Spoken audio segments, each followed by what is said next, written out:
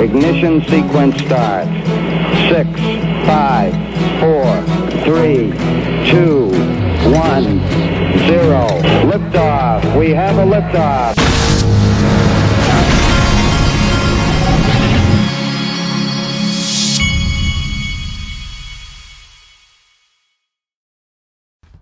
Hey everybody, this is the Digital Asset Investor and I have my coffee and I'm ready to go, and there's a lot to go over. The first thing to go over is kind of scary. This hit, I think last night or this morning. Solana wallets faces ongoing attack, millions already stolen. Over 8,000 Solana wallets have fallen victim to the ongoing hack, and more increasing by the minute. And then this one down here was really spooky. Some sort of huge ecosystem hack going on across Solana right now. Shit tons of wallets being drained. If you are using a hot wallet like Phantom, then consider sending funds to your hardware wallet. Folks, I don't know what's going on, but I'm gonna tell you two things. First thing is, you need to, if you're gonna invest in crypto, you gotta have a few things. The first thing is a virtual private network. This is Pure VPN. They've got 5 years Pure VPN, $10.95, $1.49 a month.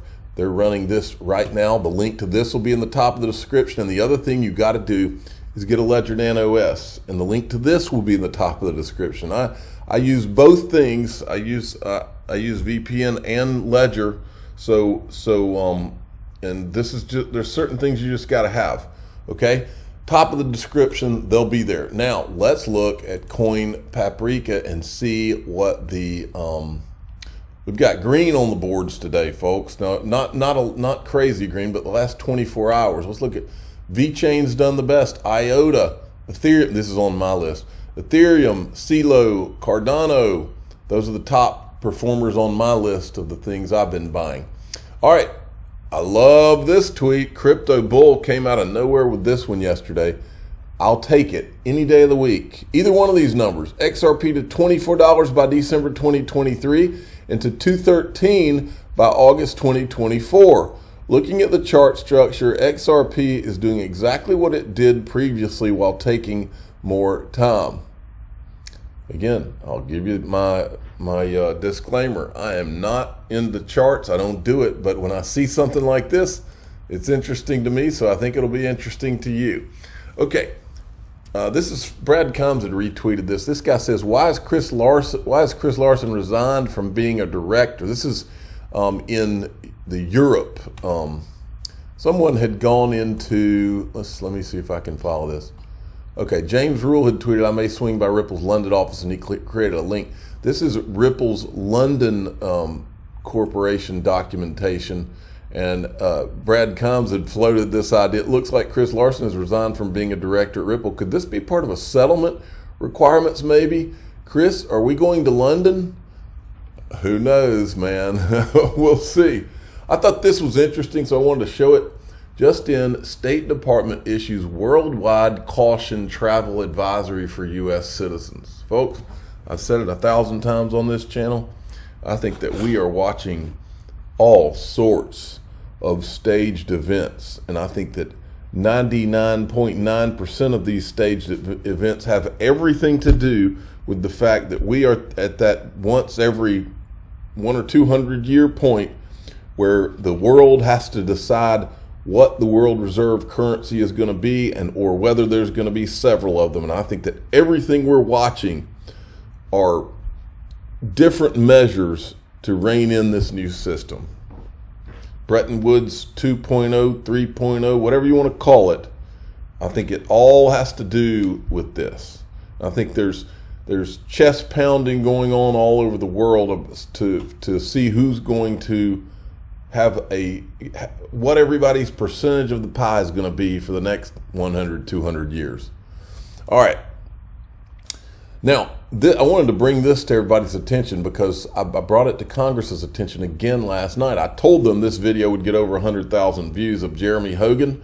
It's now at 117, but last night when it hit 100K, I said 100K sets of potential voter eyeballs have watched this Congress. Not one person in Congress has called for an investigation of SEC conflicts of interest. Elections are coming. I stand by that. Now, this is probably the biggest news to hit in the last 24 hours. Michael Saylor just announced he's resigning as CEO after 33 years after losing his firm over $2 billion. MicroStrategy executives are also rumored to be dumping the rest of their Bitcoin next quarter. The Great Escape. That's a thumbnail. Great Escape.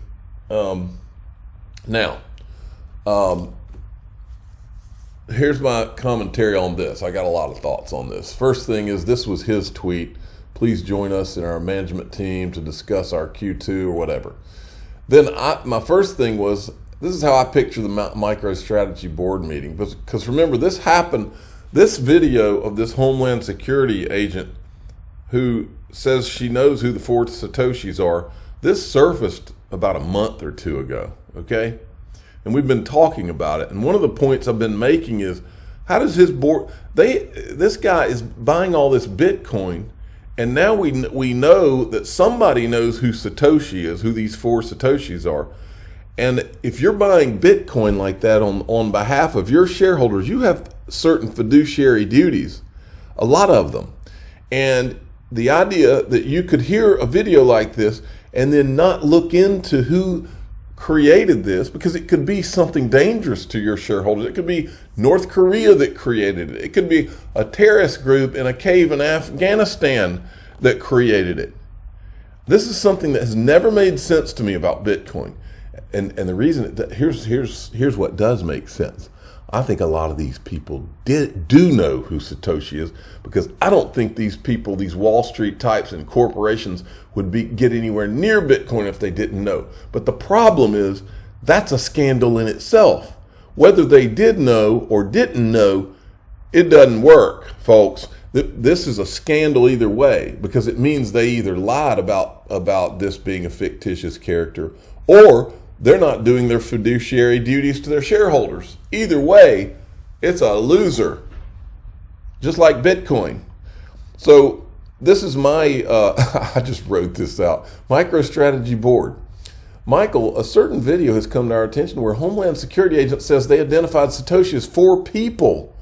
Since you're investing millions on behalf of our shareholders, and we have a fiduciary duty to them, surely you've inquired about these 4 Satoshis.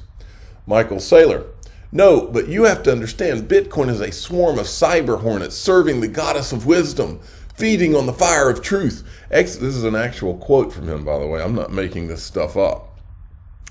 And then after his crazy rant, MicroStrategy board, okay, so that's a big no. I think we've heard enough out of you now. And then there's this. I laughed out loud when I saw this. XRP, the Standard Productions, who is satire. Wow, Michael Saylor steps down from MicroStrategy to pursue other interests in a straitjacket. Then John Deaton, I think, is hitting on what I'm thinking. Either that or trying to limit class action suits, possible breach of fiduciary. See, I haven't had any attorney explain to me, if you don't know who Satoshi is, that presents tremendous risks to anybody that's buying it, because you don't know if the terrorist group's going to come out of nowhere one day and say, oh, we got you. We're going to tank this thing now. We're sitting on the Satoshi wallet and just dump it all. They don't know that that's not going to happen. It presents terrible risks. That's why they either know, or they're lying about, they either know and they're lying about not knowing, or they don't know and they are taking all kinds of risks with people. It's one or the other, folks. There's no in between. This is what has never made sense about it. So this is what I said after that. I said, after I thought about it for a while, think about this. This is a real scenario. Somebody proved me wrong. I'm glad to admit I'm wrong on this. Let's say that there's a lawsuit by these shareholders saying, you invested us in this Bitcoin, it lost half its value, and you didn't even know who started it. That is a major breach of your fiduciary duties to your shareholders. And then let's say the attorneys for those shareholders take issue with that. Let's say that they play that video, the video where the Homeland Security agent says there's 4 Satoshis, and they say, Michael Saylor, you're telling me that you didn't know who Satoshi was and you invested all this money in Bitcoin? Well, Michael Saylor is now in a position where in order to prove that he satisfied his fiduciary duty, he would have to show where he tried or did know who Satoshi was, or at least tried to find out who Satoshi was, right? To save a bundle of money for his company.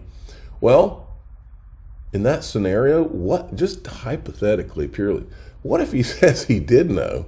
What does that do to the Bitcoin market? What it does, here's the answer. It opens up a can of worms and the entire Bitcoin narrative comes tumbling down, including its designation as a commodity. That's what happens. That's why none of these people in Congress are touching any of this, because I think many of them know who Satoshi is. I think that's one of the big secrets, and I think many of them also know who the disguised whales from Ethereum are. That's what I think the reason that none of them will touch it is. But that in itself makes this all one big scandal, okay? And again, I'm not out. My mission here is not to destroy Bitcoin, and it's not to destroy Ethereum. But we don't go away until we have a level playing field. That's when I go away. I'm not done with this until we get a level playing field and take all this chicanery out of this thing, and the shenanigans, whatever the word you want to use. Until they give XRP a level playing field, I'm going to keep shining the spotlight on this stuff, because all we ever wanted was the truth or a level playing field. That's all we wanted.